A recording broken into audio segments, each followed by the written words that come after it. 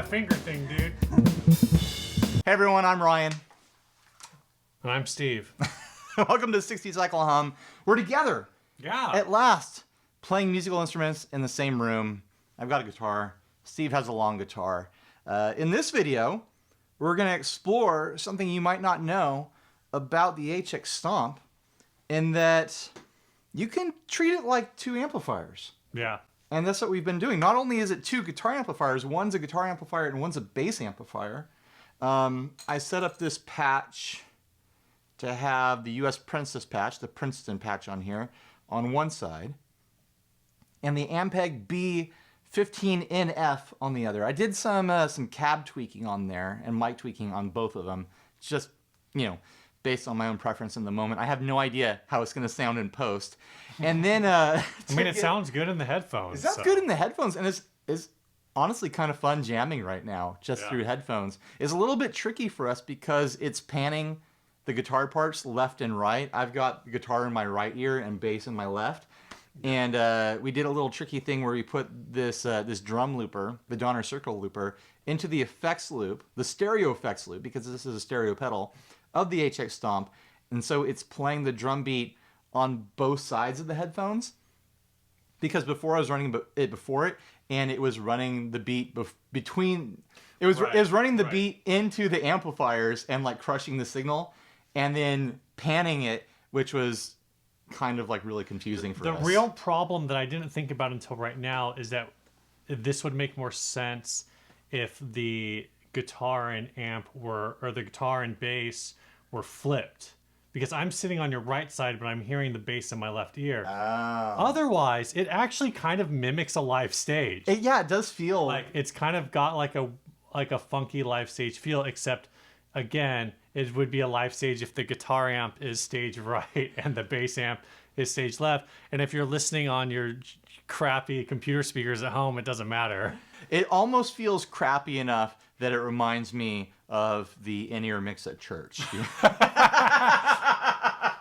I run it, I go every once in a while. I go in and my in-ear mix at church is hard panned, like for certain things, and it's like 100, like not just like 75, one vocal, 75 right, 25 left, whatever. It's hard pan, 100%. I'm like, I've even like this last Sunday I went in and the drums were hard panned, where like the floor tom was hard right and the rack tom was hard left. I'm like, what is this? Who's doing this? Why are you doing this to me? But yeah, unfortunately, there's only one headphone out on here. I mean, why would they put two headphone outs on an HX Stomp? But to split to the headphones, an unseen part of our rig is we do have a Behringer headphone amp off to the side. So that's the full rig, these three things. Then I've got my pedal board on the floor. Steve has his pedal board over here that he engaged every now and then. He's got a bigger pedal board over here that we're going to cover in a different video, so stay tuned for that. But I just think this is a really fun rig. So yeah, there's only three things running on the HX Stomp right now. The US Princess for the guitar, the Ampeg for the bass, and then the return left-right for this. I'll show how I achieved the left and right. There's a mixer here, hard left pan. Yeah, I can reverse this. Steve, you want the bass on the other side. I feel like it would make more sense because I'm sitting on the... Editing Ryan is gonna hate this. He's gonna hate that I changed this. Who? Editing Ryan. Who's editing Ryan? Oh, you. Yeah. Your personal Ryan. Yeah, my personal Ryan. He's gonna hate that I changed this into the video. Deal with it, editing Ryan. Suck it. I hate you.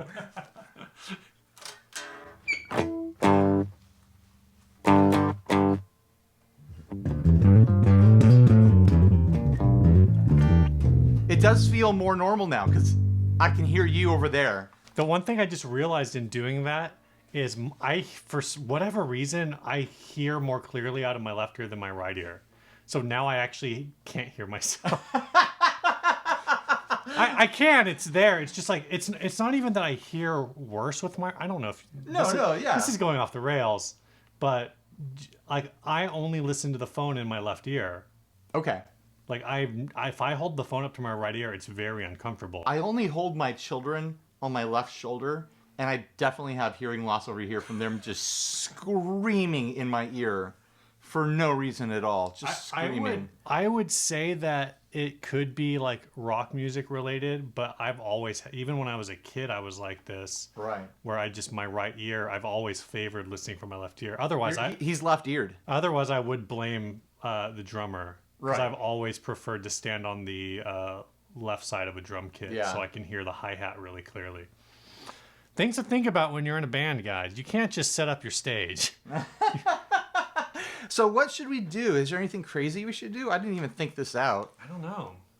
You want to show off? Now we're going to do that in another video. We'll do that in another video. Maybe we should do something bonkers here.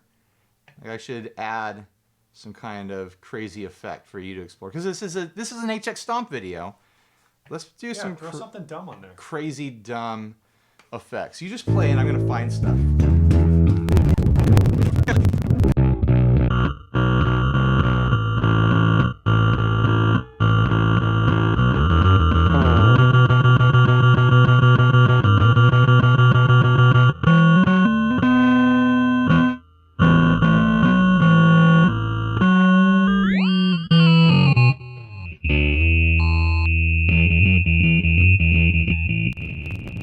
Double ring mods.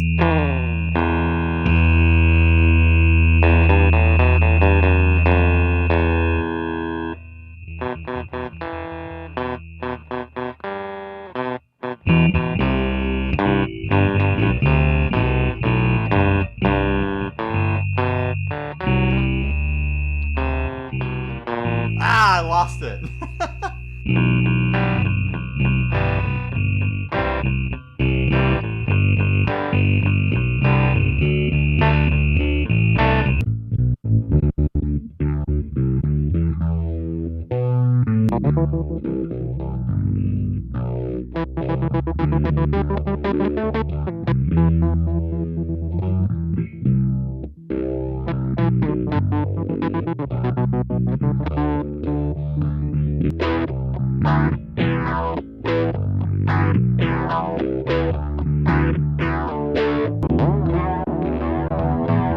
What happens if we're both running through the same stereo delay?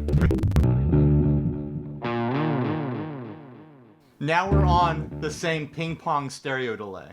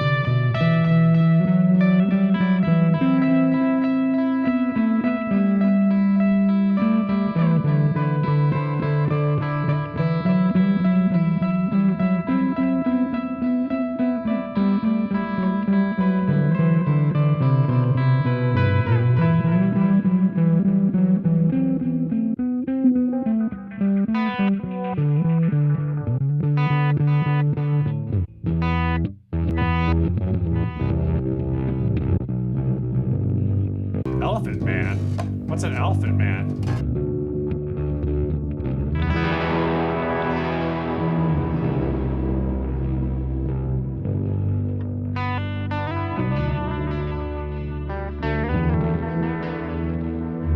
That sounds cool. Multipass?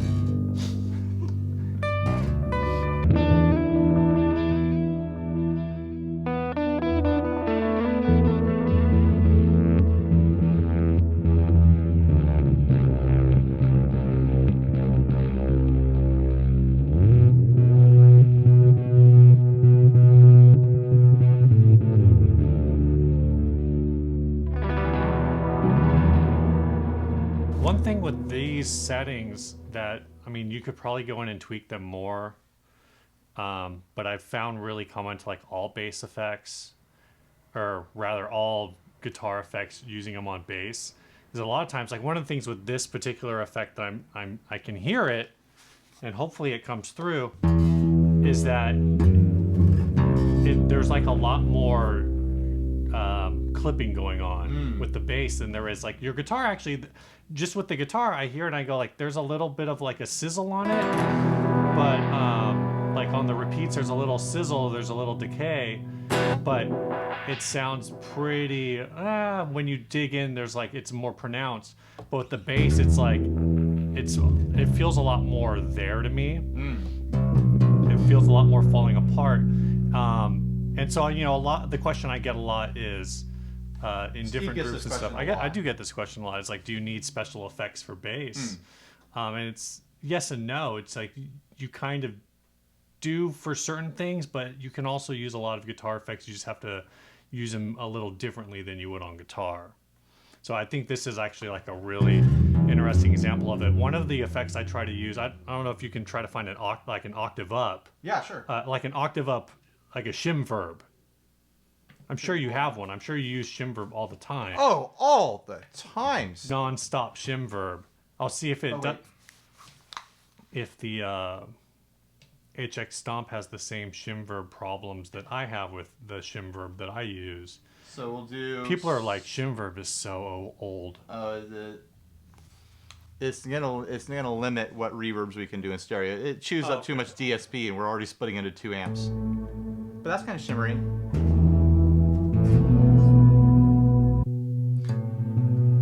Which one do you want, glitz or play the glitz on your guitar? Do you have one where the octave up comes in, like it fades in? It's like, yeah. So this is probably a perfect example. So go ahead and stop. Go ahead and stop, he says. What I'm saying is like on the guitar, it's very pronounced. On the bass, like that octave up that comes in at the end, you can't even really hear it actually. I'm gonna kill the sub octave on it. Ooh, let's do a double octave.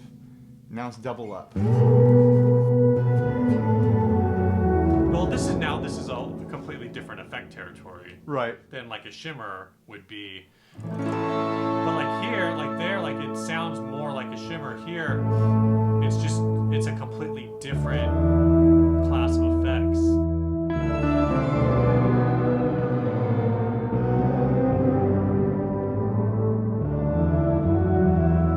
Like this is more of like a traditional pog into a reverb, which is interesting.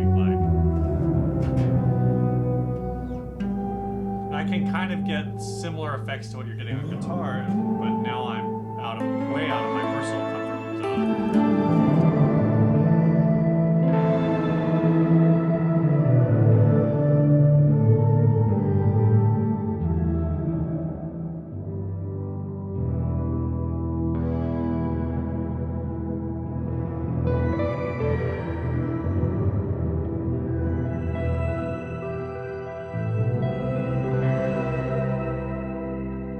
I actually think this is really interesting, running a guitar and a bass through the same effect at the same time. Yeah. There's something really wild about that. They used to, back in the early days, they made amps that were meant to be more like a PA, where it's like you plug multiple instruments into it and you only have one amp before they really figured out, oh, people want their own things. Yeah. It's kind of interesting to think, like, could we play a song or a gig sharing the same exact reverb, split stereo, and have it make sense, you know? Because mixing together, it almost sounds like we're doing like a 10-string guitar thing. You've got all the low. You have to be like really in sync. Oh, sure. You'd actually have to practice and actually be a good musician. Which we're not. So. We're not. That's never going to happen. But the mind experiment is there. There's some sort of potential there. Well, and the other thing is you're talking about amps, like the amps compared to something, just an old amp, or like the classic 4-channel or 4-input would be something like a Fender Bassman. Right. Or even actually, we have the acoustics back here, and both of the acoustics have two channel inputs basically. So you could run a bass into the non-affected channel, just volume. Yeah. I forget what it is. Volume treble bass. Then the other channel on the 150 is volume treble bass, and then vibrato controls and a reverb control. So you could set it up that way and run both your bass and guitar through the same thing, through the same cabinet, which might create it starts to get murky when you're running through the same murk, but that's a lot different than also running like high DSP reverb. Right. But it's interesting because we're running this stereo reverb here. Technically, our signals are still panned, guitar on one side, bass on the other. Right. But then that reverb is mixing them Yeah. into the same channel. So if I was running this into two different amps, my reverb would be getting into your amp, and your reverb would be getting into my amp, and there would be this weird cross mixing happening there. Yeah, that's After this video, kids are going to go home and they're going to be like, I only need one HX Stomp for my band. It'll be for the guitar and the bass. And we'll just max out the DSP. We don't need two pedal boards. We've got one HX Stomp. Kids are going to be getting just the full HX. Well, I mean, and in some ways, you could probably do more with the full Helix. With the full Helix, and it's also like weird to think about, in terms of that. And you start, and this now we're getting into like full podcast territory. Here we go. That's fine. But there was I don't know if this is true. Rumor time. I know, but there's an interview with Greg Graffin. I think that's his name, from Bad Religion, and they basically asked him about effects, and he was like, "We don't need no stinking effects. Like whatever, we're just punk rock." And people were like, when you listen to the records, there's like effects all over the place. The thing is when you see them live, they're basically like, it's guitar, and then the cable runs off stage to a tech who just sits there and like pounds effects. Like, right. So you could have like somebody in your band who's just the Helix master, who's just like, oh, hold on. Well, I need to use the expression pedal. I'm using the like. Line 6, if you're watching, there's a concept right here, a mixing board, and it's just 4 Helix circuits. And you're just, it's for one guy to control the whole band. Oh my gosh. But like I've heard of guys doing this with like boards, or where, I don't think the Edge does it, but guys who are using like those kinds of like highly sophisticated setups where they're not thinking about it. They have a guy on the side who's watching a timer go by and listening to the song, going like, okay, we're coming to the chorus, so I need to engage the distortion for the lead line on the chorus, because Shreddy McShredderson's on the complete wrong side of the stage, or he's climbing the lighting truss or whatever. Actually, there was some documentary I was watching where they were telling the story. I think it might have been a wah pedal documentary. They're telling the story of Hendrix using the Crybaby on his first recordings, using it, and he didn't use it. His studio guy sat there while he was playing and hand manipulated a Crybaby, and that ended up being the recording. So it's like the Crybaby you're hearing in this Hendrix recording isn't even him operating it. It's the studio guy, the producer, the studio tech sitting there like, oh, I think this is how we do it. I think this is the way to do this. Oh my gosh, that's ridiculous. I might be totally wrong, but that's the memory I have from watching some documentary forever ago. There is definitely, correct me in the comments. There is definitely one really famous instance, and I'm sure there is someone in the comments who will say, like, I know that story exists. Right. I've heard it before. I don't know if it was Hendrix, but the general story of like, oh yeah, there's this really famous wah user, but when you hear or there's a really famous wah part on a song, but it's actually like a guy off stage who's doing it while the the guitarist is out there like doing his thing, and there's just like they have to have like a very like symbiotic relationship between these two individuals, because they have to be both like perfectly in time. I mean, if you've got someone who is so in tune with you as a musician that you can pass off wah duties to them, there's no other word for it. That's your wah wife. Not wah. I could feel not wah husband. I could feel Steve cringe as I said that. Why can't they be a wah spouse? They could be a wah spouse, wah wife, wah husband, wah partner, but wah wife is more fun to say. You have to admit. It's got that alliteration. Yeah. Is it alliteration or Find yourself a wall wife. oh my god. I should do a video where I get my wife to operate a wah while I play and other effects. It's a good idea. It is a good idea. Yeah. It is a good idea. What else should we do? I feel like there's got to be some other crazy thing we could be doing here, and I won't think about it until it's too late. I mean, I think the obvious one is just some kind of like dimed fuzz. You know, that's we have fuzzes on our boards. we do have fuzzes on our boards. Let's just play out and have some fun. Let's just jam. All right. And whatever we come up with, I'll put that in the ending. Otherwise, I think this is a fun concept. Yeah. I think there's something here. If you've already got an HX Stomp and you want to jam with a friend, with a buddy, headphones, it's totally doable. The only reason why we're having to do, you know, a ridiculous headphone splitting rig is because we're running into a recorder stereo and there's things that we had to Right. preserve. Same thing with the looper. It would be much easier for someone, you know, casually jamming with a friend to just, you know, let it be what it is. Mm-hmm. So yeah, let's have some fun. That's why we're here, to have some fun, right? Well, we'll find something. We'll find something interesting to end on. But anyways, thanks for watching. Please like, subscribe, dislike, leave me a rude and nasty comment. Support us on Patreon. Stay tuned. We're going to record a couple other videos here. I'll probably release them like one a week or something like that. Yeah. So you'll get a dose of Steve's long guitaring once a week for 16 months. That's how many videos we're going to record today. No, it'll be like 3 videos.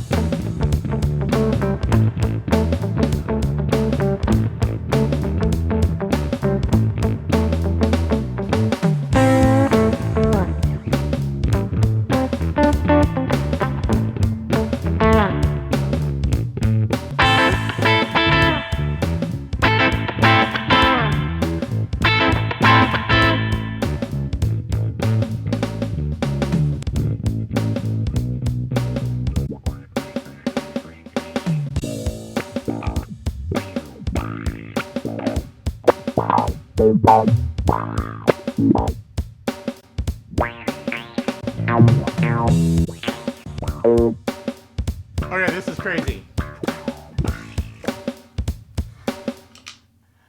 We're gonna share a stereo auto filter. All right, good luck. Here we go.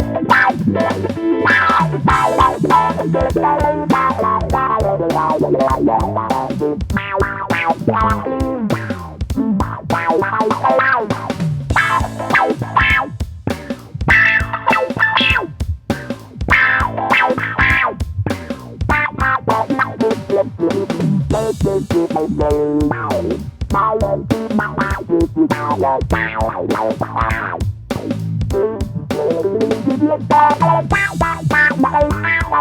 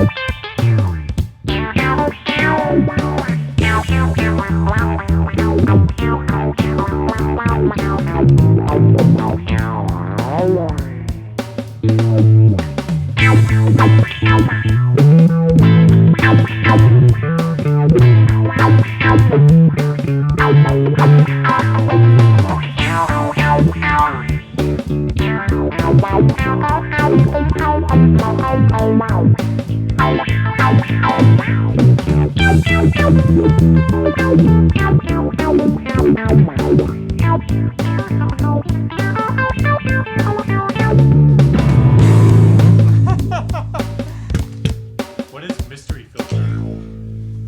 It's just a different kind of auto filter.